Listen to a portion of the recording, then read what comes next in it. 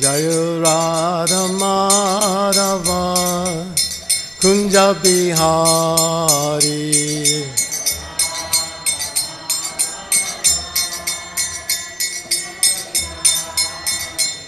Jaya Radha Madhava Kunja Bihari.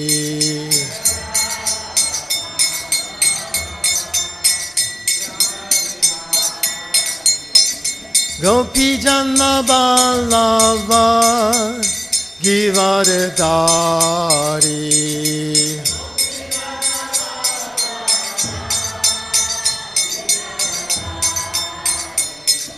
Gopi Jana Ballava Givaradari.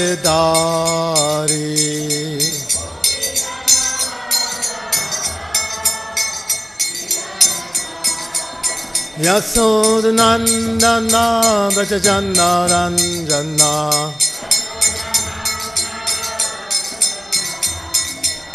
Yasodhanandana Brajajana Ranjana.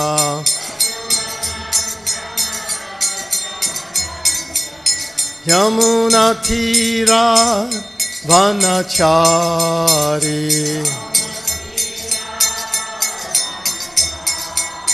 Yamuna Tira Vanachari.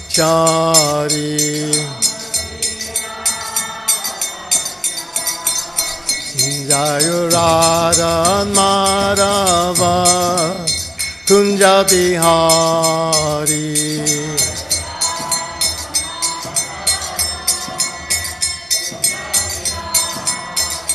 Jaya Radha Madhava Kunja Bihari.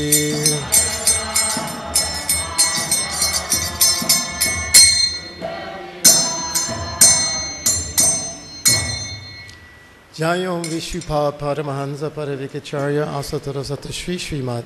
His Divine Grace A.C. Bhaktivedanta Swami Srila Prabhupada Ki Jai. Anantikoti Vaishnavinda Ki Jai. Prem se kaho Shri Krishna Chaitanya Prabhu Nityananda Shri Advaita Gadadhar Shivasati Gaur Bhaktivedanta Ki Jai. Shri Shri Radha Krishna Go Gopinath Shamakun Radhakun Giri Govardhan Ki Jai. Grantaraj Srimad Bhagavatam Ki Jai.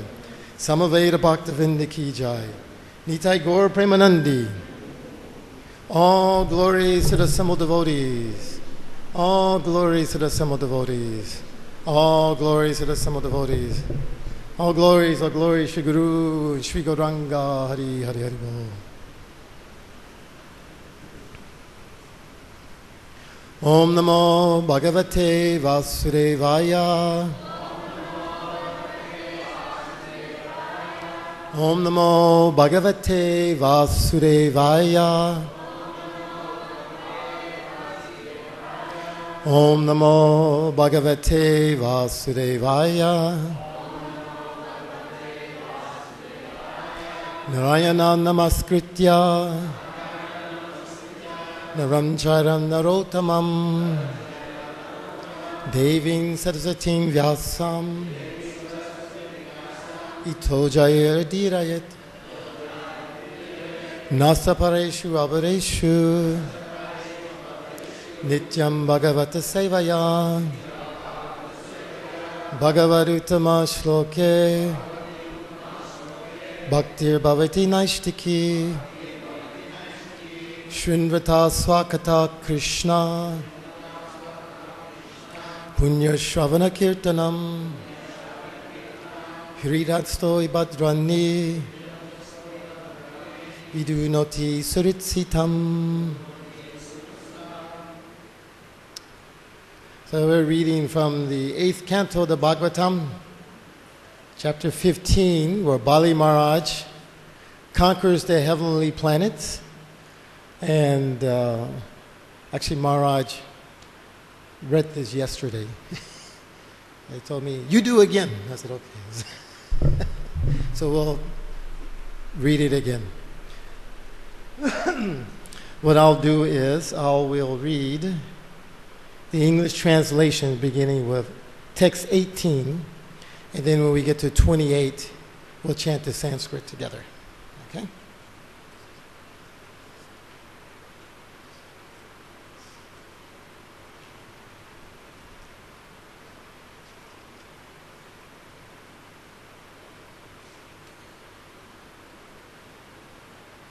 So as we know, the current scene is, of course, the demigods and the demons are constantly fighting, and the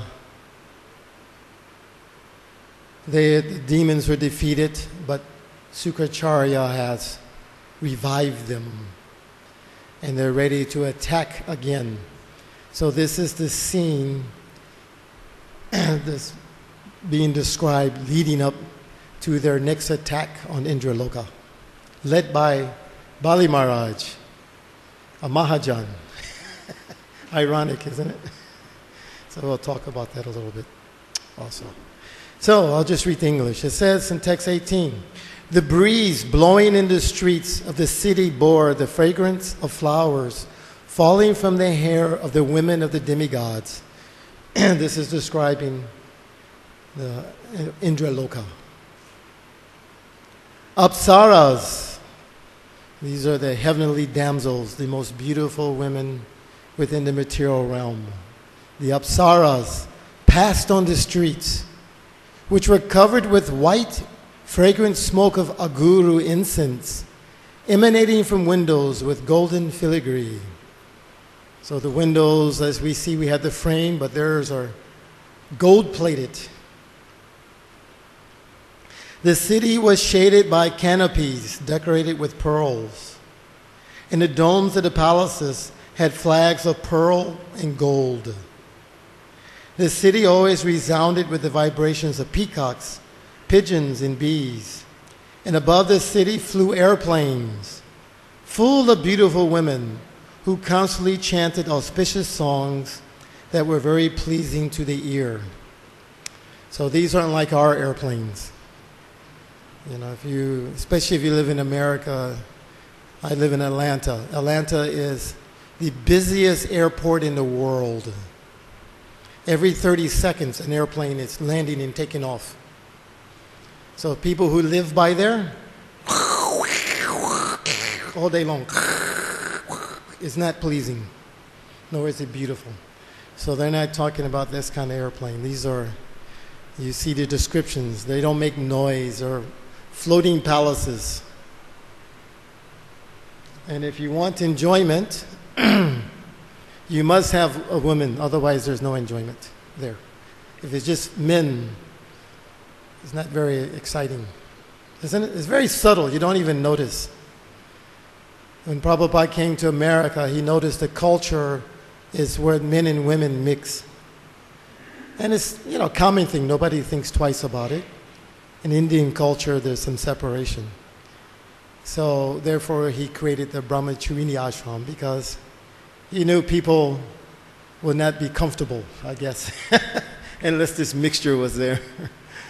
So in some of our temples now, of course, we don't have full ashrams as before, I guess you can say. So some temples is just the pujaris, maybe a handful of devotees. So when I was in Philadelphia in the beginning, it was just a handful of us. I could still remember, we're doing the service. And as soon as one lady joined, everything became nice. Very subtle. So everybody began to walk different, dress nice, and try to be paka, They bring life. So the women bring their life to the temple, so we have to. Men are just, like brahmachari, very kind of dry, isn't it?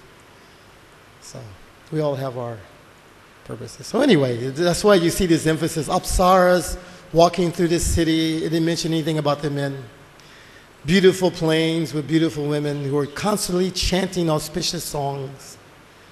So it was very pleasing to the ear. If you want to material enjoyment, you have to have like that. So it says the city was filled with the sounds of mridangas, conch shells, kettle drums, flutes, and well-tuned stringed instruments, all playing in concert. That means together, very nice, harmonious. Sometimes you see we have kirtan, and one person wants to play mridanga like this, the other one person wants to play mridanga like that, and it's not so pleasing, is it? Somebody has to follow. No, I'm going to play my beat. We just have two beats going at the same time. So you have to cooperate. whoever leads, follow one of them. So here you see the instrument says in concert, meaning they're all working very well together. There was constant dancing, and the Gandharvas sing. The combined beauty of Indrapuri, defeated beauty personified. No one who was sinful, envious, violent toward other living entities, cunning, falsely proud, lusty, or greedy could enter that city. The people who lived there were all devoid of these faults. So not only was it, generally when you have very beautiful things like that, what happens? Competition, doesn't it? People begin to compete. Just like within this earth planet, there's plenty of resources for everyone. You go to America and there's vast amounts of land that's not even being used. So even Srila Prabhupada made the comment, why leave all the poor people in the, say, in maybe Somalia, and nothing to grow different? Bring them to America. There's plenty of land, isn't it? But they're not God conscious, greedy, lusty. No, this is mine. You see? That mentality. So nobody's happy in that mentality. So it says Bali Maharaj, who was the commander of numberless soldiers, gathered his soldiers outside the abode of Indra and attacked it from all directions.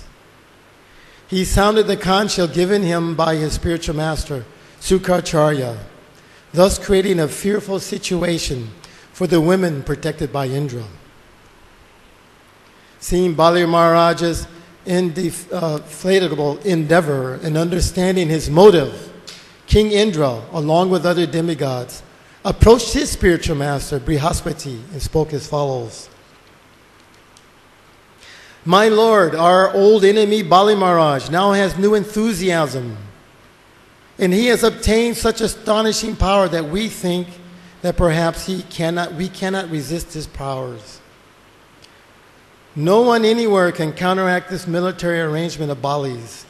It now appears that Bali is trying to drink up the entire universe with his mouth, lick up the 10 directions with his tongue, and raise fire in every direction with his eyes. Indeed, he has arisen like the annihilating fire known as Samvatarka. So previously they had killed Bali, but his guru brought him back to life and empowered him even more. So it continues. Kindly inform me, what is the cause of Bali Maharaj's strength, endeavor, influence, and victory? How has he become so enthusiastic? The demigods know Vishnu is protecting them, and they just defeated him. So Indra is perplexed as to how it is Bali has become so strong and enthusiastic also. So today's verse, which is on the board here. Shri Guru Uvacha Janami Magavan Chatur Unnatir Asyakaranam Shishyo Padbritam Tejo Brigubir Brahma Vaidibi Shri Guru Vacha Janami Magavan Chatur Unnatir Asyakaranam Shishyayo Padbritam Tejo Brigubir Brahma Vaidibi Shri Guru Vacha Janami Magavan Chatur Unnatir Asyakaranam Shishyayo Pabritam Tejo Brigubir Brahma Vaidibi. Prabhu.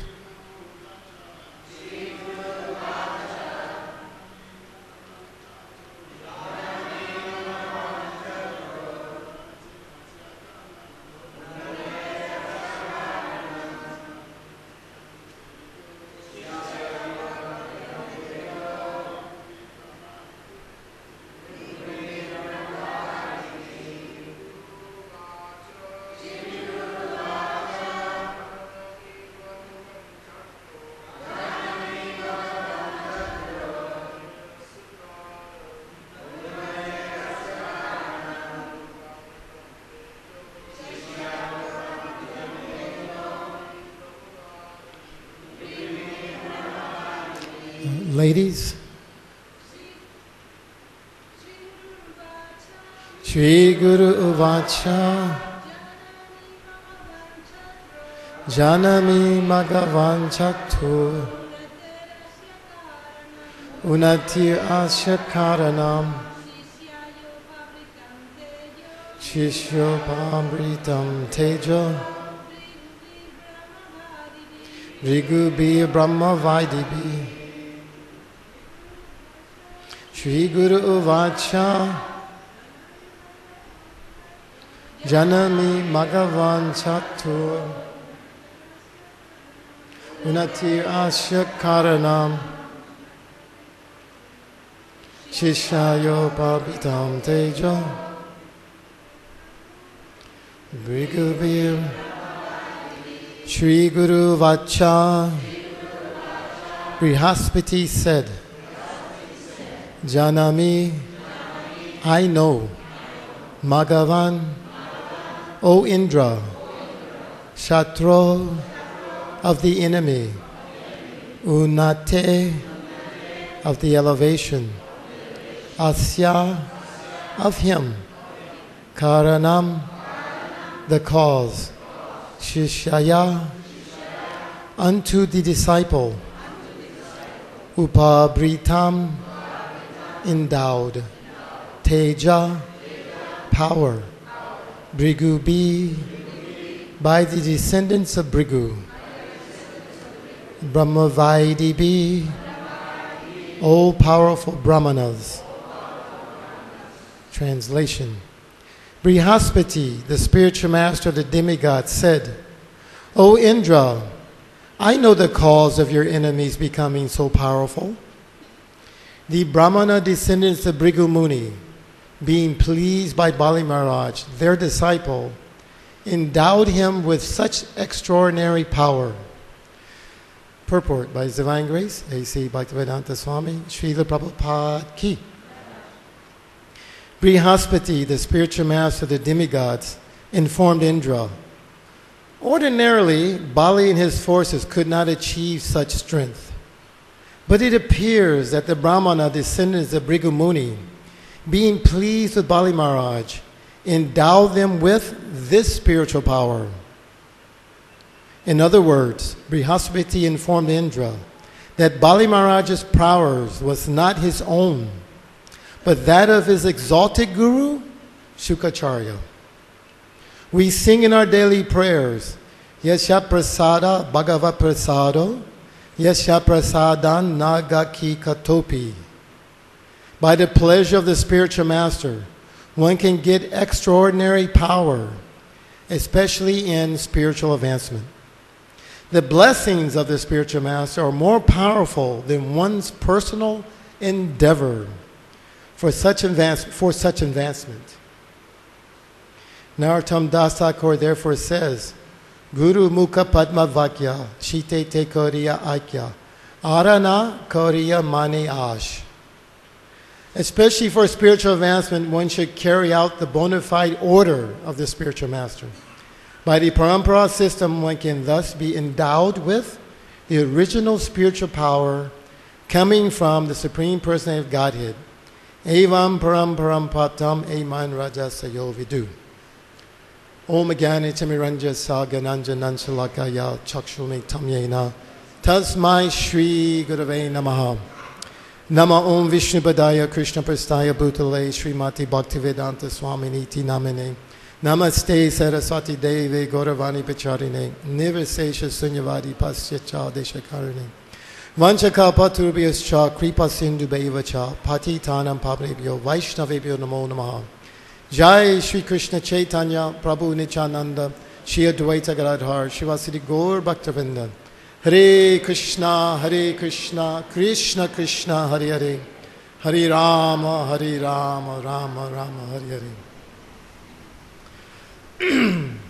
It's a very nice purport and a very strong point being made by Prabhupada here. Our movement is actually founded on this principle. And before we talk about this, I also want to mention maybe some of the other points in Guru Tattva, or this relationship between disciple and guru. Normally, everyone would like everything to be spelled out very nice, isn't it? We like things to be black and white. You do this, you get this result. Doesn't it? Makes it nice and simple. But when it comes to relationships, nothing is simple. Isn't it? Even on the material platform. There are thousands of books written about how men and women can have a relationship. Are there not? You go into the bookstore, thousands. Still, no one can figure it out.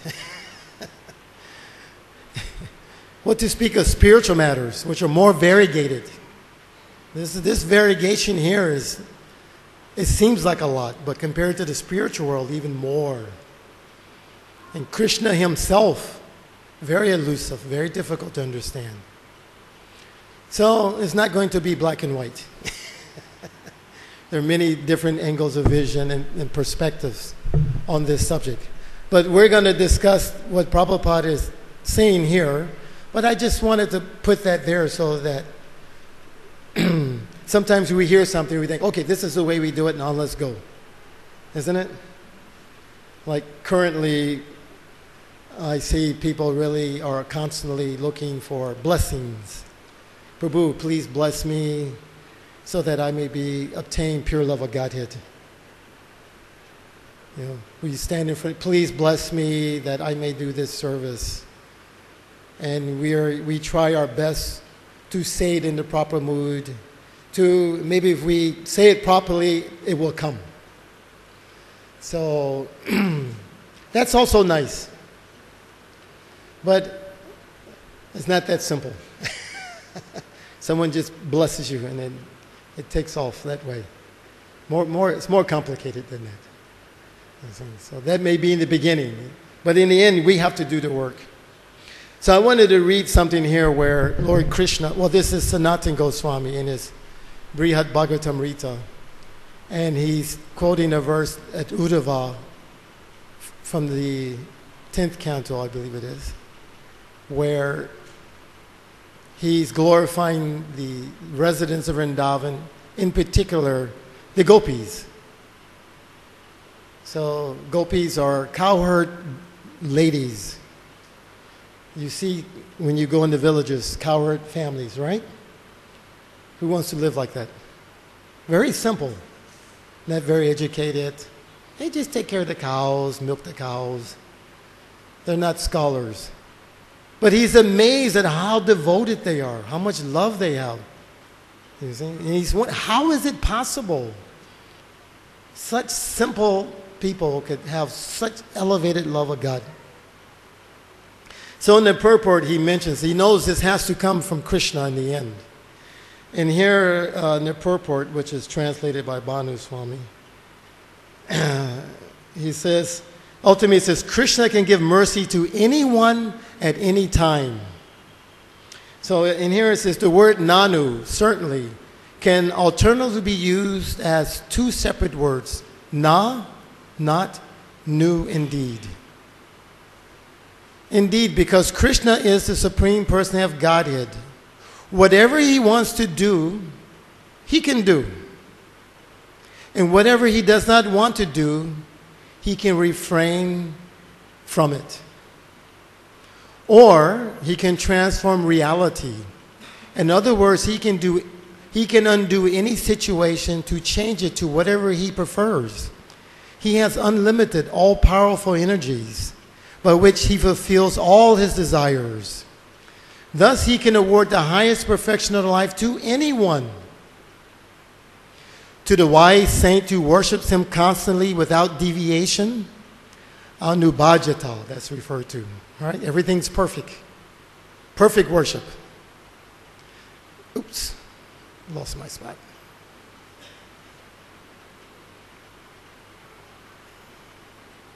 Or even to someone who has never worshipped him, but by some good fortune another comes in touch with his devotees. And if Krishna wants, he can award this causeless mercy without delay. He can make his mercy visible to all, not just to a select few. He can make his mercy so obvious that one need not search for it by speculative philosophical conjectures. You know, sometimes we have these complicated questions trying to understand. It seems bewildering. So Krishna's mercy thus acts like a rare, most potent medicine, effective even if not swallowed and digested, but merely brought near the patient and smelled. So to become freed from the influence of the modes of material nature and come under the shelter of Krishna's internal energy, that is awarded by Krishna. That is awarded by Krishna. So our whole process is to get under that shelter of Krishna and reawaken our pure love for him. And how is that done? Is it simply rules or regulations? What does Krishna say? He says, a person who says he's my devotee, actually he's not my devotee. But he who says is the devotee of my devotee, that's my devotee. See, that's my devotee. What is it that the pure devotee wants? He wants Krishna to be happy. He wants to please Krishna. So therefore, he's always looking for the best opportunity to do that. Therefore, he can see, oh, this person, they can serve Krishna better than me. Let me assist them. Because Krishna's satisfaction is the most important thing. So this is our mood of devotional service that's being emulated here. We find in this pastime here that's unfolding of Bali Maharaj, as we see Bali Maharaj has his spiritual master, Sukaracharya, and he is helping the demons who are against the demigods. Seems very ironic, isn't it? Because eventually Bali Maharaj, he becomes a Mahajan. Indra has his spiritual master. They're both receiving blessings. Mm-hmm.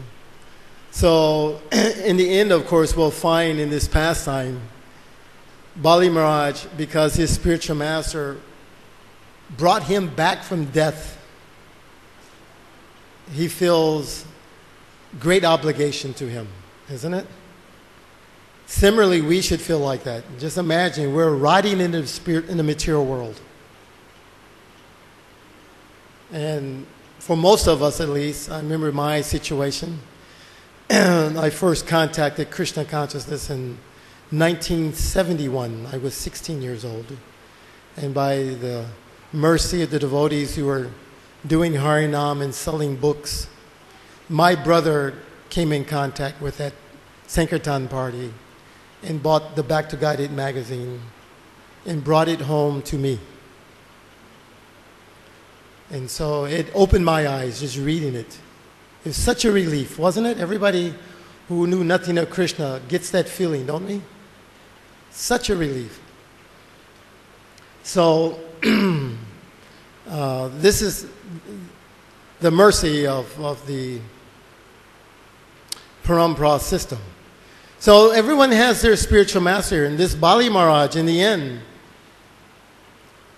the pastime is going to unfold in such a way that he has to decide, he has to reject his guru. Can you imagine that? You have to maybe reject your guru. Who wants to be put in that situation? You know? So, of course, this is all Krishna's Leela. Lord Vamanadeva is coming. And this gives a chance to glorify Krishna in the form of Vamanadeva. So, this is the relationship with Krishna. Very tricky. Doesn't make things very simple at all. And we have to navigate that relationship. What does Krishna want me to do? Isn't that what everyone is thinking? Yes? That's what we all should be thinking. We shouldn't be thinking, what will make me the happiest?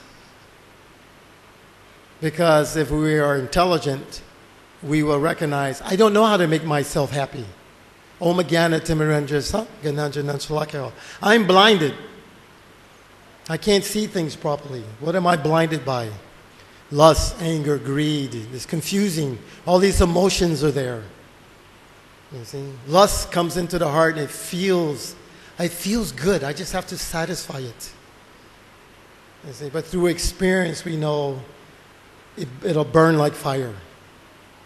Right? So navigating, what is the utsaha for Krishna? What is the utsaha for material energy? It's blinding. All these emotions. So we should take shelter of one who is not blinded, more advanced. Krishna says that in the Gita, Tadvidiri Pradipatena, Paripashena Sevaya. You approach this person and you render service. And this Tattvadarshana, he can reveal to you what to do. So the key is finding that person. That is the success. Mm-hmm. So, coming to this point of what Prabhupada is emphasizing here, that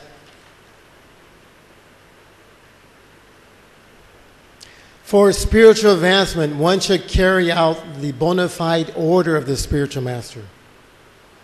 Notice he didn't say one should carry out the order of the bona fide spiritual master. You know, the bona fide order of the spiritual master. That's what we have to understand. What is that order? Everything is within that order. And I wanted to read something here to set that mood. This, as I mentioned, this ISKCON society, Prabhupada is our acharya. There are many acharyas, and they all have different moods. But what is the aim of all these acharyas? To satisfy Krishna. So we can't say you must do it only in this way. But we are followers of Srila Prabhupada, are we not? He's the current acharya. So we are trying to love Krishna in the mood in which he set. So in 1975, in June 20th, Prabhupada came to Los Angeles. I believe he had just arrived from Hawaii. And this time in ISKCON, I joined in November 1974.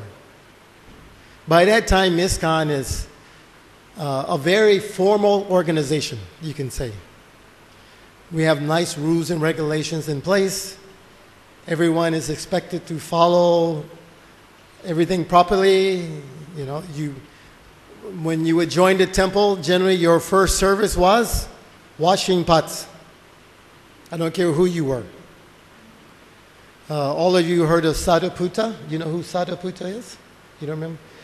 Yeah, he's passed away. He has a PhD in mathematics, one of the few devotees who had a degree. He wrote many books trying to explain Krishna consciousness scientifically. Very advanced, so you have to be a little bit of a mathematician, I guess, to understand. But even average people can read those books and see Krishna consciousness like that. So he joined in Atlanta And of course, he was in the kitchen washing pots for a long time. Somehow or another, it was discovered, oh, he has a PhD in mathematics. And about this time, also, Bhakta Swarup Damodar Maharaj joined ISKCON, and he was working on his PhD in, I think, physics, was it, or chemistry? Physics? Yeah. So Prabhupada was spending a lot of time with him. And then Sariputta joined. So people were shocked. He was so humble. You know, imagine you have such a big degree, you know, washing pots. What you're not using my talents properly? Because this principle, Guru Mukha Padma Vakya, this was prevailing at that time. So at that time, this was probably discovered around December, I think, of 74. I remember they created a survey. Everybody had to fill out what is their background. They want to see if any more PhDs are washing pots.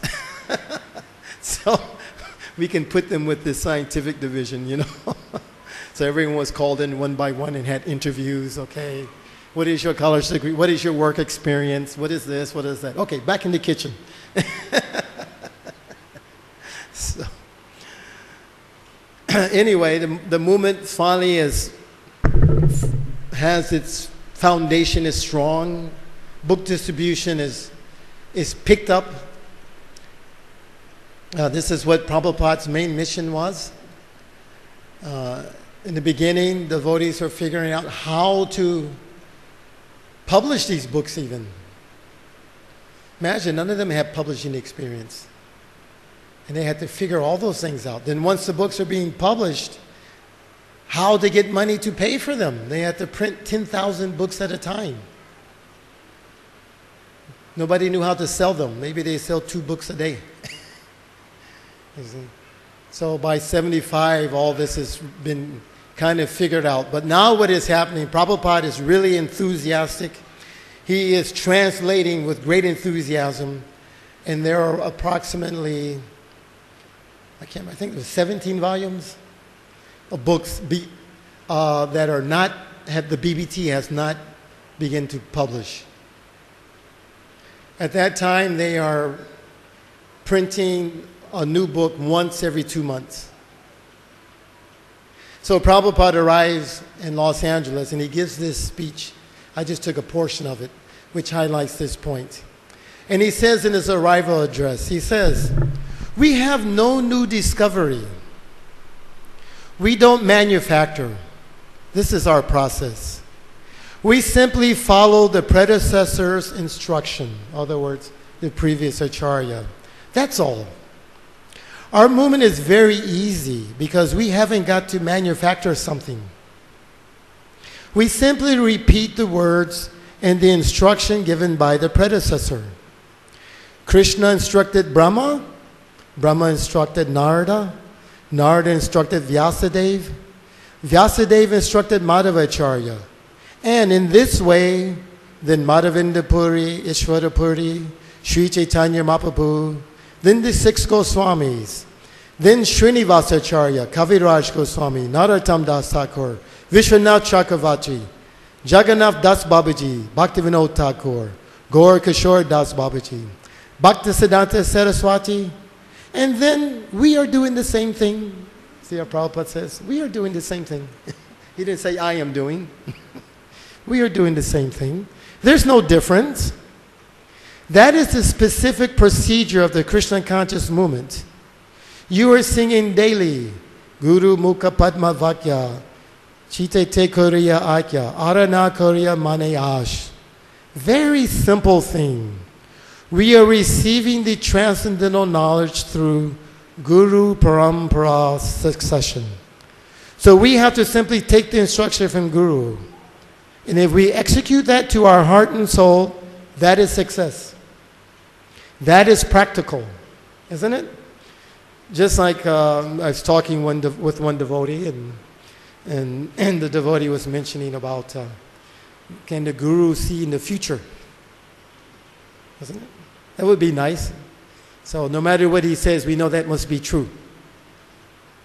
Yes and no. How does he? Just like if you're cooking, how many people know how to cook? I don't, but anyway. As you know, it's never the same. The conditions are never the same, are they? One pot, a steel pot, aluminum pot, clay pot, they all cook different. Water temperature, wood stove, gas, so many things. Maybe the asafoetida is not the same as yesterday. So you can't say, do this, this, and this, and it's going to come out like that. You can't say it like that. You have to know how to do everything at the right time. So one who is expert, they can look at the condition then and make it come out very nice. So you can say a guru is like that, someone who's very experienced. So a new cook, he has this recipe book, and he's trying to follow it. So maybe the guru can look and say, hey, if you don't do this, it's going to burn. Is he seeing the future? No, he has experience. He knows it's going to burn. That's not seeing the future. That's experience. So you want to find someone with experience. You should. No, I do it on my own. I have the recipe. What do I need you for? Well, you can try, and you can keep trying. Maybe you better to take some guidance, isn't it? So Prabhupada continues. He says, that's practical. It's practical. Prabhupada used to say, Krishna consciousness is the most common sense.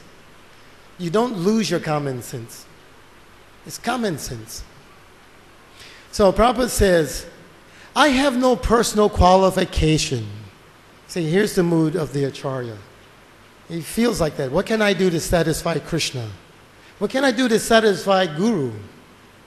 If we're honest, we would feel like this. Oh, I have no qualification. I can't even satisfy myself. What to speak of others? He says, but I simply tried to satisfy my Guru. That's all. My Guru Maharaj asked me that if you get some money, you print books. So there was a private meeting talking, some of my important godbrothers also there.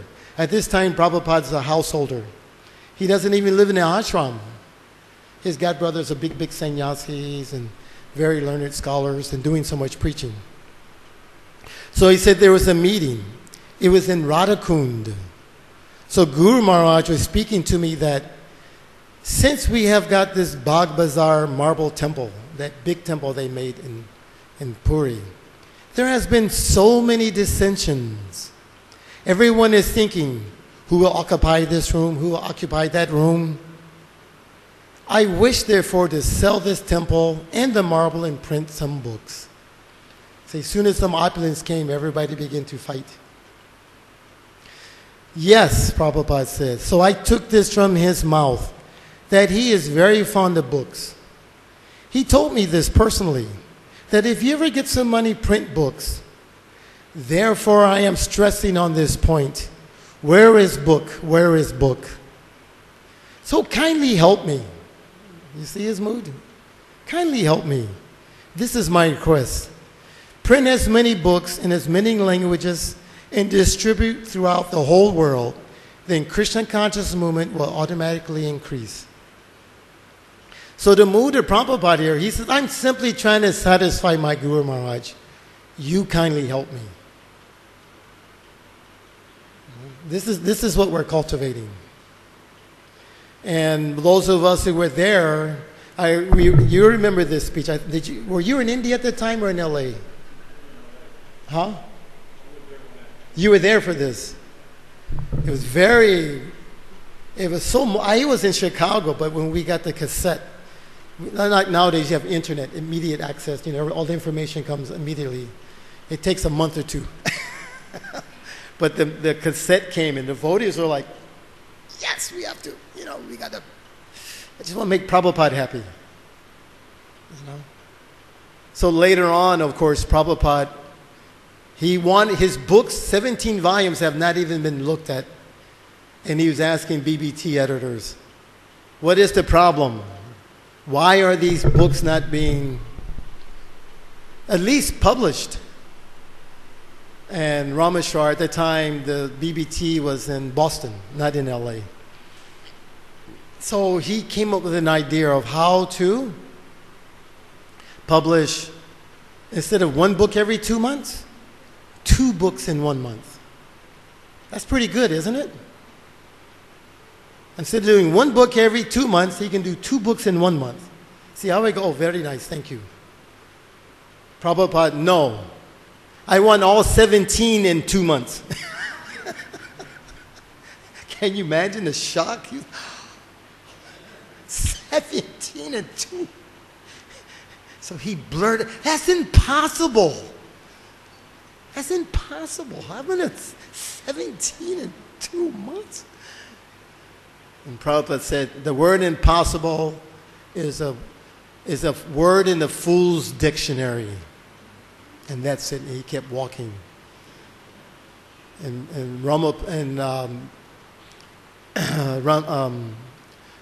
I'm getting old, my brain. Tell me his name. Anyway, Maharaj, he stopped and the party went on. But being a good disciple,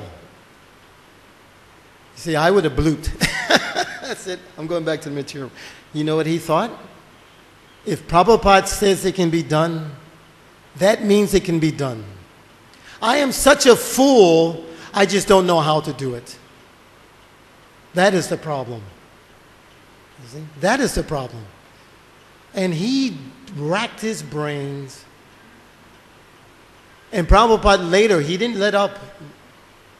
He was very stern. He wasn't like, well, if you could do it in 2 months, that would be very nice. He was like, I want this. I'm demanding it. He says, I want it on my Vyas Puj day. I want this finished. Imagine this is June. Vyas Puj is in August. I want that book. So he won't go through the whole story. It's a nice pastime. But they did it. They did it. You remember, don't you? All of us, all the devotees were like, I remember when we were book distributors, we were like, when I heard that they had to do it, I'm glad I'm not doing that service. You have to do those 17 volumes in 2 months, They did it. Matter of fact, a devotee, he flew to Vrindavan. They're opening the Krishna Balaram temple, I believe, at that time. And he brought the 5th canto, which is the last one. And when they would print the first volumes, if you ever get a chance to see those, they're very special edition. They're a gold leaf on the outside here. Like we have our book here. And this looks white, but they have it gold. So there's a few of these floating around. They bring Prabhupada that first printing. So they flew. The Vyas Puj was over. The devotee comes to Prabhupada's room. You can imagine they must be feeling very nice. They bring the 5th canto, bring the book to Prabhupada. He says, you are late. I said before Vyas Puj, not after.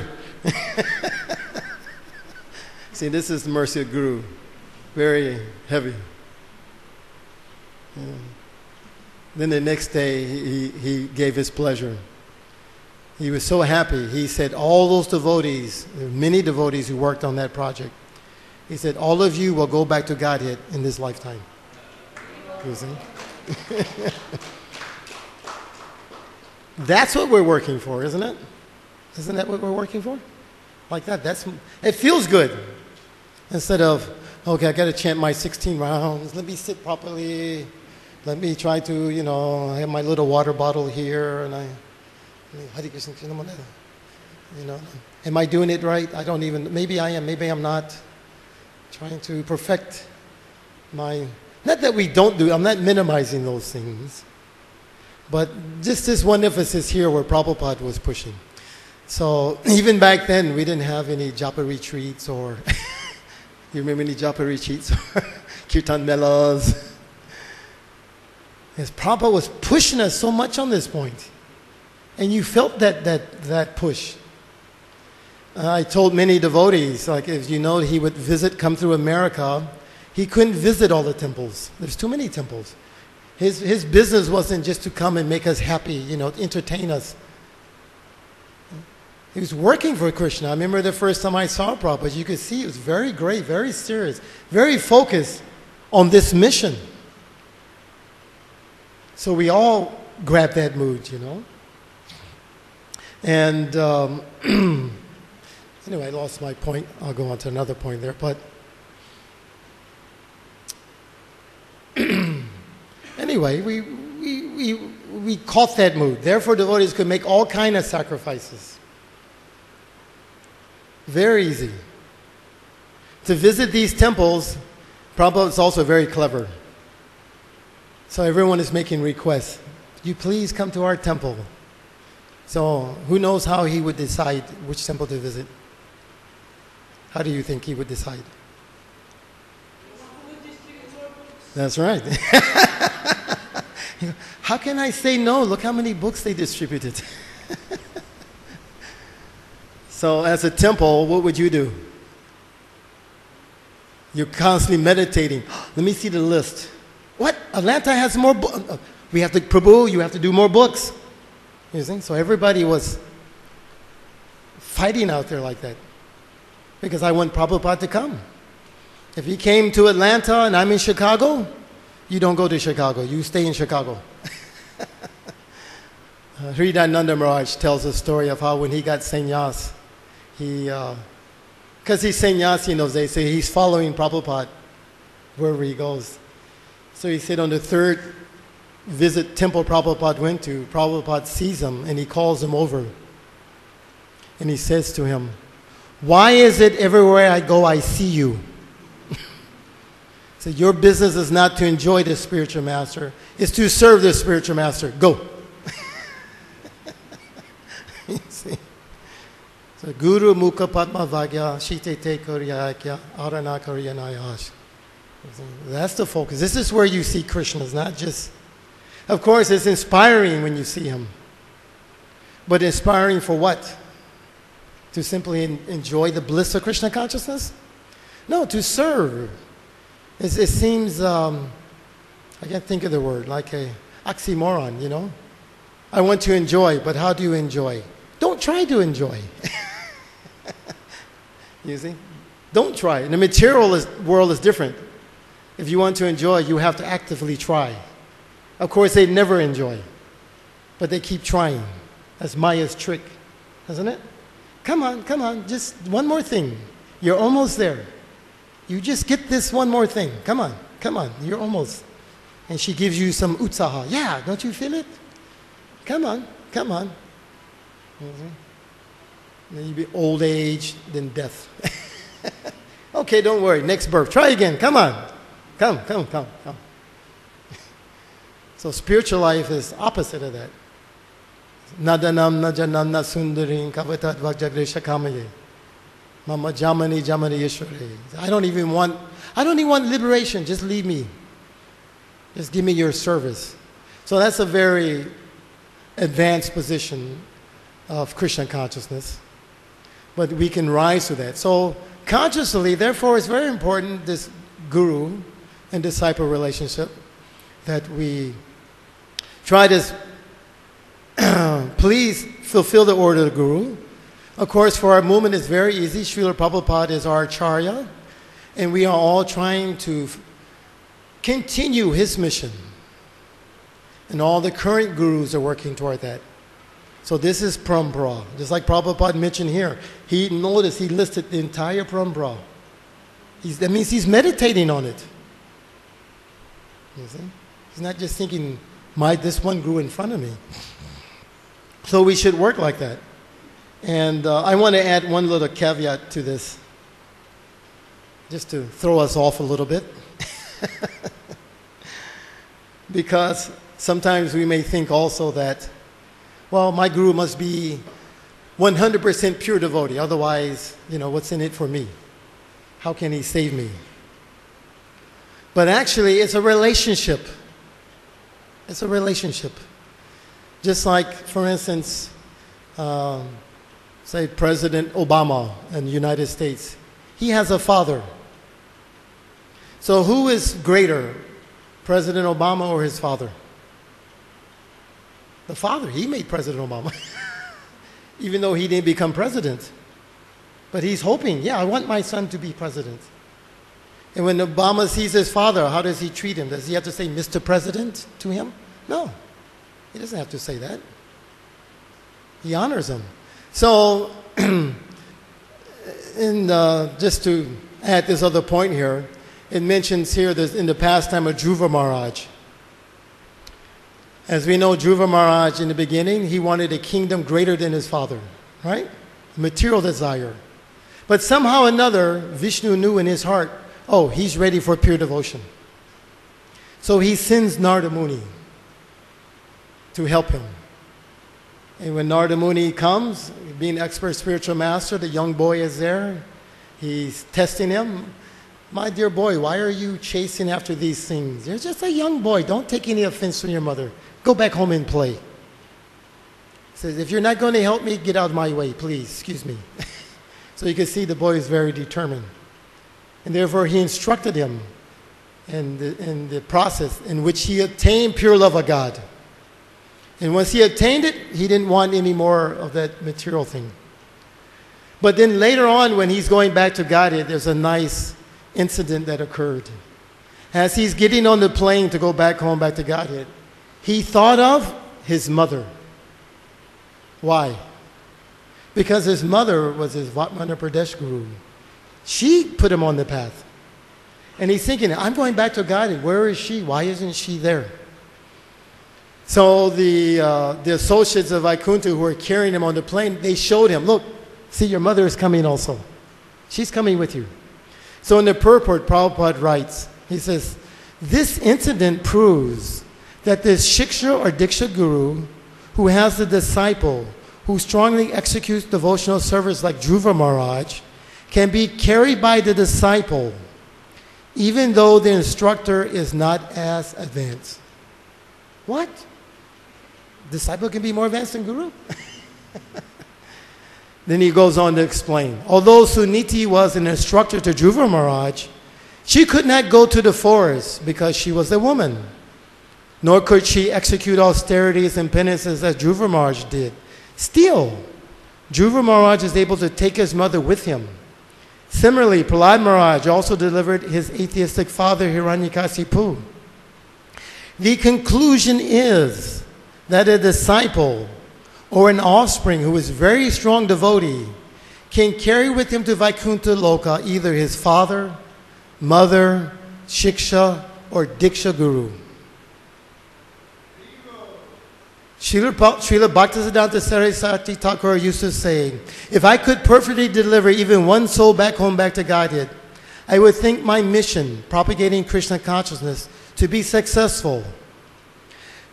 Prabhupada continues, the Krishna conscious movement is spreading now all over the world. And sometimes I think, Srila Prabhupada ki.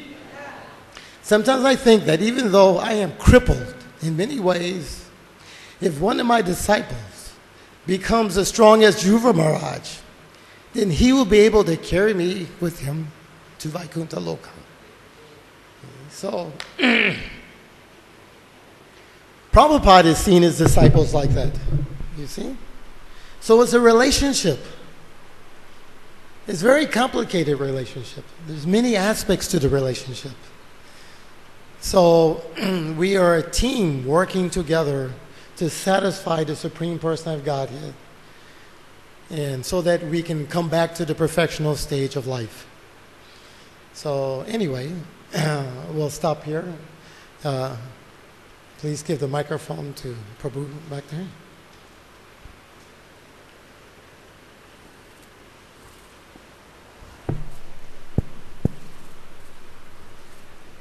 Hare Krishna. Hari Bol.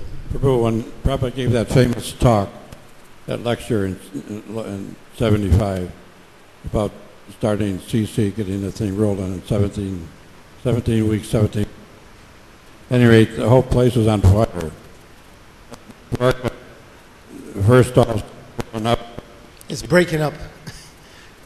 Golden Avatar was starting, Spanish BBT was starting, Fate was starting, and along with the CC, everything was on fire. And Prabhupada was in LA for about a week.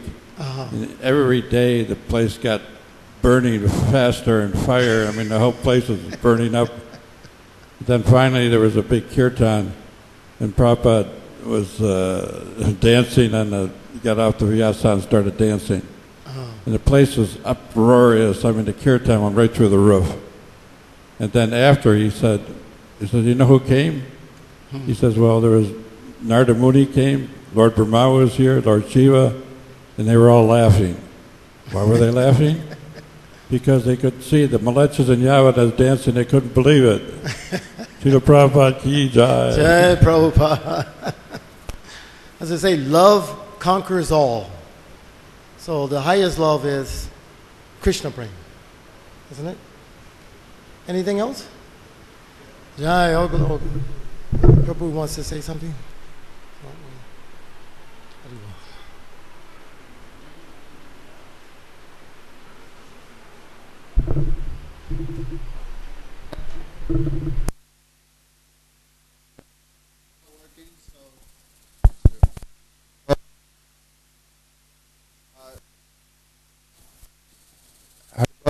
Haribo. Okay. So thank you very much, Sikhi Mahiti Prabhu, for that class. And that was especially inspiring about the book distribution and how Prabhupada was very pleased.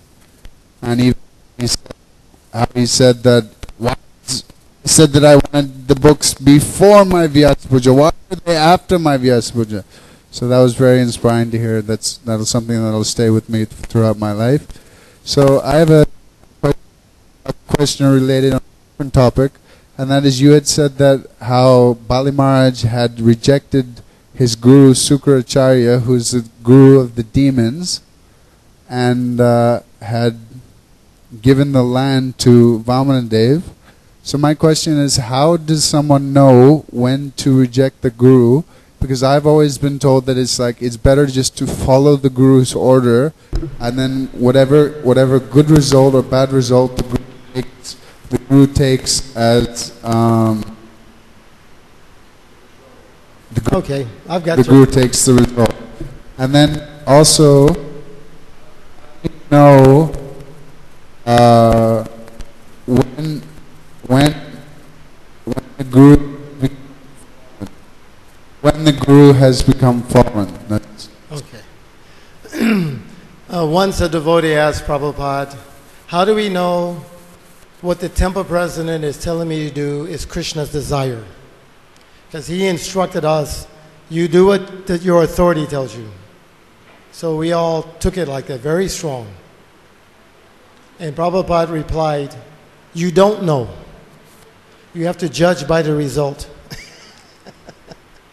So hopefully, I don't think we're going to have that position so much. Matter of fact, rejecting didn't mean he cast him aside. But being a Mahajan, that's why he's a Mahajan. And that's why he got that test. You see, that was his test. He knew how to. And of course, he took the reaction also. There was a reaction. He took it. Bhaktisiddhanta, similarly, his guru told him, don't go to Calcutta. Don't go to where? Calcutta. Because there's too many materialists. Gorka Shordas Babaji, he was a renunciant. But Bhaktisiddhanta went to Calcutta. And he said, because I understand the essence of the order, not to mix with the materialists.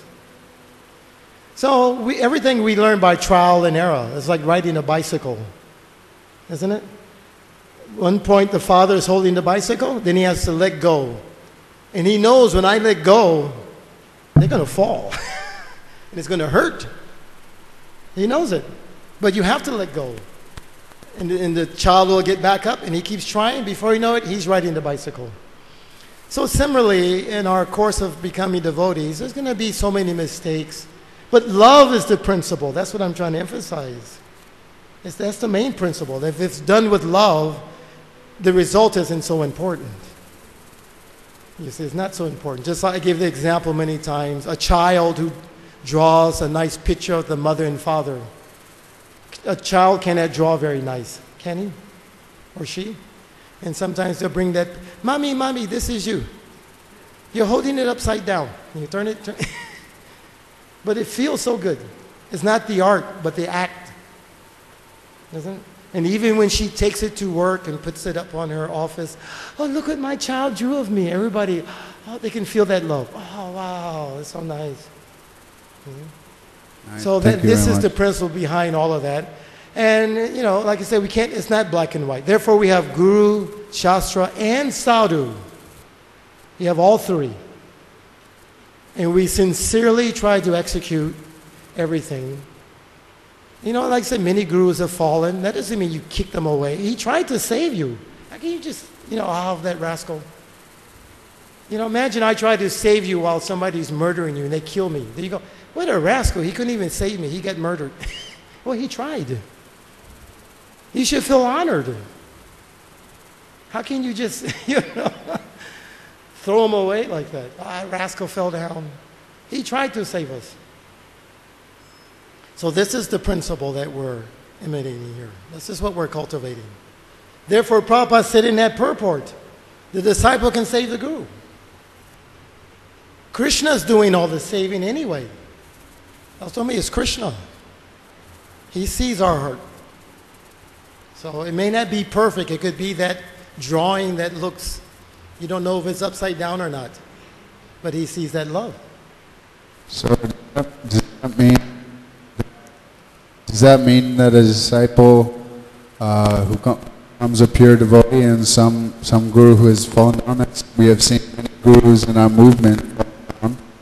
Well, everything. They can be saved. They can be saved by just some normal disciple who becomes a pure devotee. Everything is in the order. It's not in the physical part. It's in the order, and that order is being passed to guru to disciple. So just like now, you all have the order. You should feel like that. It's my responsibility to take this order, keep it nice, and give it to the next, and let it expand. It's expanding like a tree of devotion. It blooms out like this. So there may be some big branches, there may be some small branches, there may be some broken branches on that tree also. So it's like that. We have to see it in that way,